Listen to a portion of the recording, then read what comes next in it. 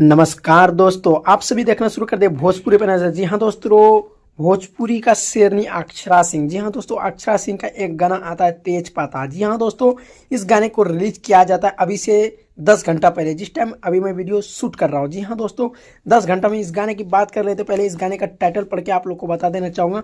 Akshara Singh Bhojpuri hit गाना तेज पाता। जी हाँ दोस्तों, तेज पाता भोजपुरी सॉन्ग न्यू 2024। जी हाँ दोस्तों, आप लोग को जान लेना बहुत ही जगह 10 घंटे में 26,000 व्यूज। बात कर लेते हैं इस पे आखिर लाइक कितना आया इस गाने पे। जी हाँ दोस्तों, इस गाने पे लाइक 2000 आ चुके हैं। 26,300 से भी अधिक लोग इसको देख चुके हैं और 15 दिसंबर को ये रिलीज किया जाता है। बात कर लेते हैं इसमें आखिर क्या कहते हैं, राइटर कौन है और म्यूजिक कौन दिया है, म्यूजिक को उसने दिया है, किसने लिखा है।